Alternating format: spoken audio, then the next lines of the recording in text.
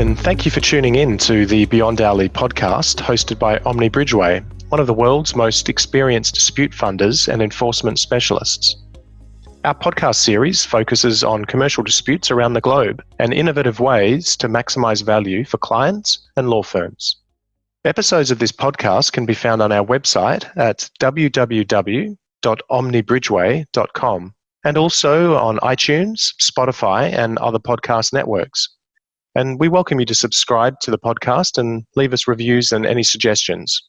My name is Justin McClernand and I'm your host for today's podcast, The CFO Perspective on Dispute Finance.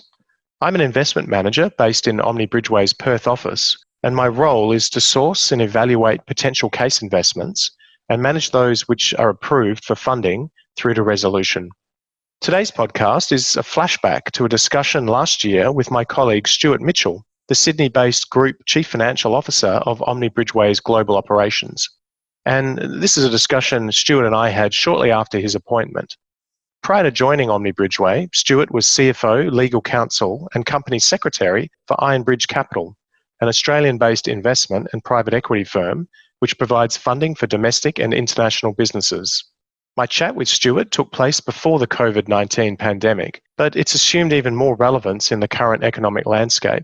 It also took place before the merger of global dispute funders IMF Bentham and Omni Bridgeway in November 2019.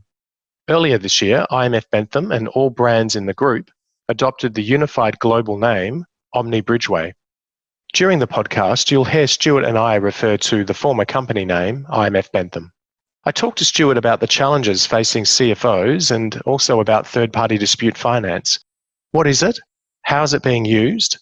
And what a CFO should know about dispute finance and how it is assisting corporates. And I started by asking Stuart about the role of today's CFOs. Having occupied two of the critical positions in a company as CFO and legal counsel, Stuart's uniquely placed to offer some insight into the machinations of corporate management through both the legal and financial lenses. So my first question to Stuart was about his take on the priorities and challenges that today's CFOs face.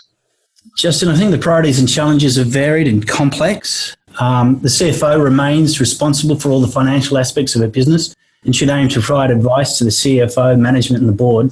In recent times, I think the increasing regulatory and compliance demands have fallen to the CFO, and these, along with challenges of risk and capital management, customer and stakeholder satisfaction in the face of industry disruption and ongoing budgetary constraints, have made the CFO a vital cog in that management complex.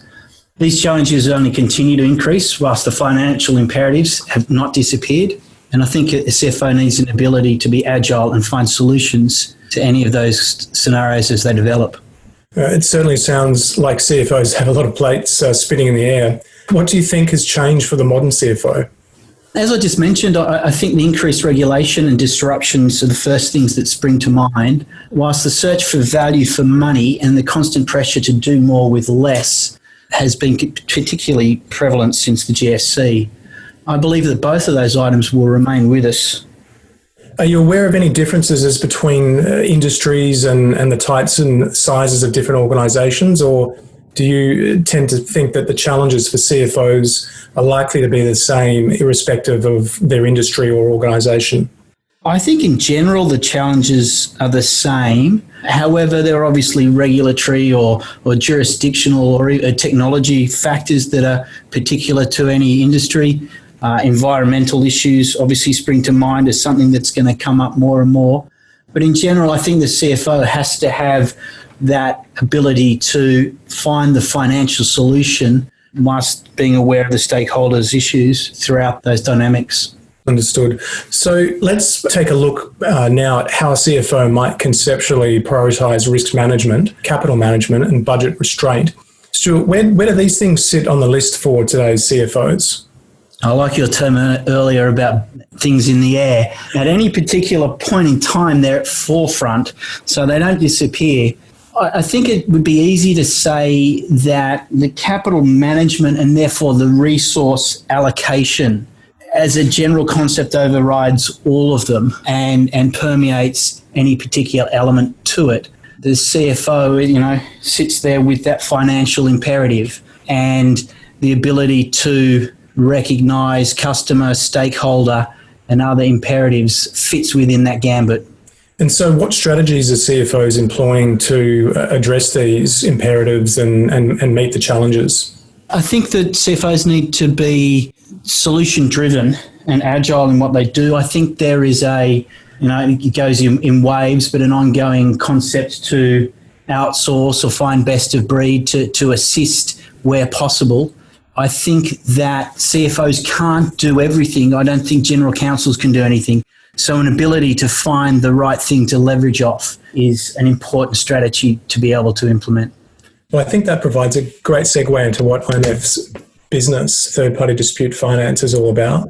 So for those of you who may not be familiar with this form of finance, in brief, third-party dispute finance is the funding of commercial litigation, insolvency litigation, and also includes arbitration by someone who's not a party to the claim in return for receiving a share of any judgment, settlement, or award.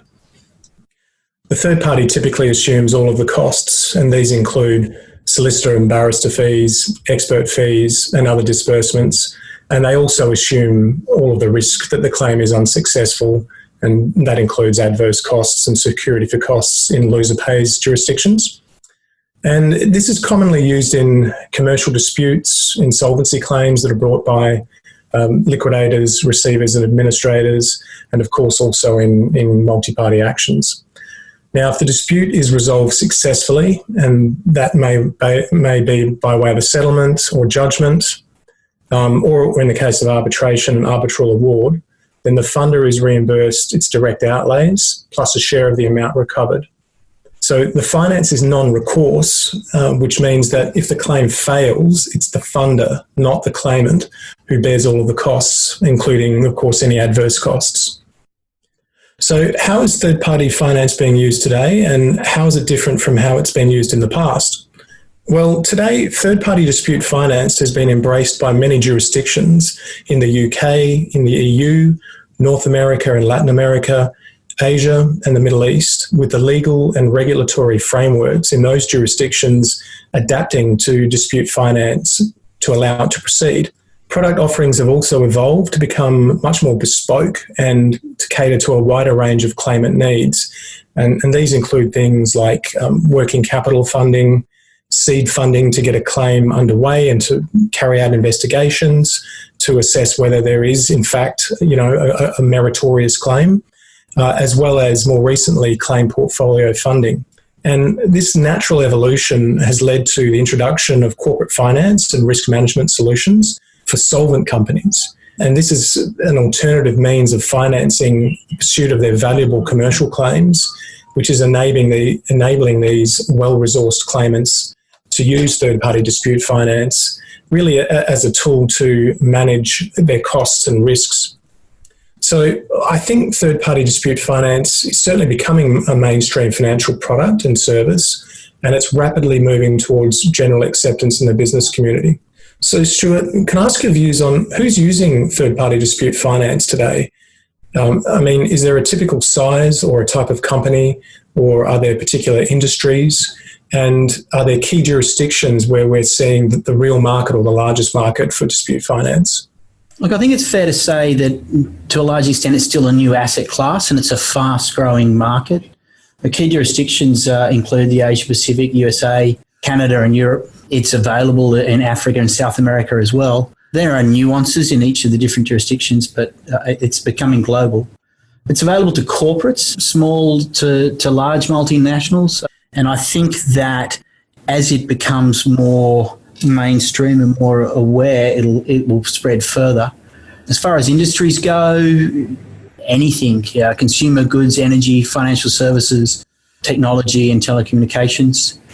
I think it's going to become vital to the way law firms operate. And in the US and Canada business, we provide financing to law firms in respect of their portfolio of cases. Okay, so what do you see as the key points then that a CFO should know or needs to know about third-party dispute finance? At this stage, I think it's a case of getting the message out to the CFOs in general that this is an available product and service Look, I think that may sound obvious, but one of my responsibilities as an investment manager is to go out there and meet with the corporates and tell them about IMF Bentham's dispute finance product offerings and make them aware that, funding for solvent corporates is something that we do offer, and explain how it can provide a commercially effective alternative to, the more traditional approaches of managing commercial disputes. But I find absolutely that it's not something that many organisations I speak with seem to know much about. What can you tell us about what a CFO should know about it, so that's communicated through to the other echelons in the organisation? Yeah, I think you're spot on in that summary. The third-party financing removes litigation from an expense line and shifts the litigation onto the balance sheet as an asset with potential recovery. The financing available is non-recourse, so that the entity using this approach effectively for no costs or associated impact can protect the claims that it feels that it has, also without a distraction of resource, and still receive compensation around those areas. I think as an asset reallocation solution, it's a bit of a no-brainer, and I think that should resonate strongly with CFOs. With IMF Bentham, on top of that, you also receive the skills of people like you and the other litigants around the organisation. I think it's a great value add to finance and any legal area to have that experienced, dispassionate third-party advisor to assist with any potential litigation claim. It's not business as usual for most organisations to be considering these things, and therefore can be very disruptive and a major resource sinkhole. I think non-recourse financing and IMF skills absolutely flip that on their head and make it a very positive-looking asset. Absolutely, yeah. Look, it certainly seems to make a lot of sense. What are some of the ways in which you think third-party dispute finance then can assist a CFO? Look, without it being a resource drain, I think it allows the CFO to align with the stakeholders to pursue revenue and better bottom line results. It's imperative to be able to protect your rightful claims as any organisation, to protect your intellectual property and your contractual rights, and to communicate to competitors or others that your company is not a pushover. So just as an ability to protect your hard-earned worth is valuable. Budgets are challenging in many industries, and yet these are pseudo-assets that are sitting around with potential claims and real significant revenue hiding within many companies. Through non-recourse financing and no actual cost outlay, these can be accessed. I think many companies have dormant meritorious claims. There's an example of DuPont, which recovered $2.7 billion US between 2003 and 2014 from identifying and pursuing claims that might otherwise have sat there or been wasted. I think that's a large number that many organisations won't necessarily have that same number, but have the same hurdle to overcome in pursuing them. And IMF and third-party funding overcomes that. Yeah, look, so we speak to both CFOs and legal counsel about IMF Bentham's dispute finance for corporates, and I've certainly noticed that the message strongly resonates with CFOs. But do you think that third-party dispute finance is or should be the sole domain of the CFO? Or should it be the sole domain of legal or general counsel? Or do you think it's something really that both really need to be alive to? Look, I think it's both, but it will depend on every organisation. In many companies, the CFO has the umbrella responsibility for legal as well. I think if they are separated, there should be a close alignment between the two. As an asset class, as an option for corporates, and it becomes more mainstream and its acceptance becomes more prevalent, I think there's a possibility that it could fit within either bucket easier. But I think that would lose some of its imperative value to both. I think that as an independent buy into claims potential and managing the running and the budget or the strategy around litigation, that IMF brings, which, as I say, is not business as usual for those other organisations. I think it's a valuable outsourced service for both the CFO and the General Counsel. In the DuPont example, there was strong collaboration between finance, who saw the benefits, and their corporate counsel. Okay, and Stuart, so there's a question then, isn't there, about what CFOs should be communicating to their colleagues about third-party dispute finance and what conversations they should be having with their in-house legal team, perhaps even with the board, with the directors, and with those who are responsible for navigating and managing the company's risk? I think that's right. And I think that along with that risk overlay that is embedded within the CFO role, I think there needs to be, or recommended to be, a systematic method of identifying these potential claims, and they come from the operations and maybe marketing or other aspects within an organisation rather than necessarily from finance. So I think that needs to be filtered into that pot. I then think that the CFO and GC need to be able to consider third-party financing within that strategic recovery program and make it not a cost centre but a revenue centre. I think litigation financing allows that to occur once the organisation has that, oh, hang on, here is something that we could utilise or crystallise. It's not in our ordinary course of business, but we've identified it. Now, how do we do something about it? I think you gave us the example earlier of the DuPont litigation, and by the sounds of it, that's not a typical case. But can you give us an example of a CFO or a company using third-party dispute finance and how that impacted on the risk profile or the budget? Yeah, I've seen it occur within a funds management portfolio, and the ability to protect an investment without there being a need to erode or go through an investment decision about using a finite amount of capital. And as I say, that comes back to a resource allocation solution.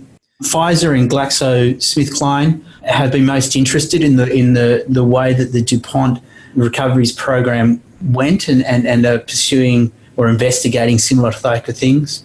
Locally, we've recently assisted a major energy company in strategies to fund their infrastructure dispute with multinational parties. And globally, the range of products and things that IMF have looked at is very extensive, and I think would give comfort to any particular organisation that if there's something that's questionable that they can do something with, they should investigate it. That concludes our episode for today, and thanks very much to Stuart Mitchell for being our guest on the podcast.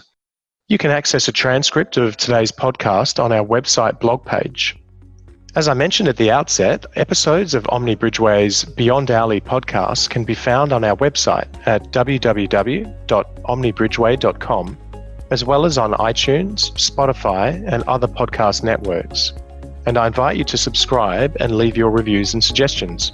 And if you're interested in exploring third-party dispute finance and want to get in touch, please feel free to contact me at jmcclernon@omnibridgeway.com or provide any feedback, ideas or insights you have on topics we should cover on our podcasts. We'll be back soon with another episode.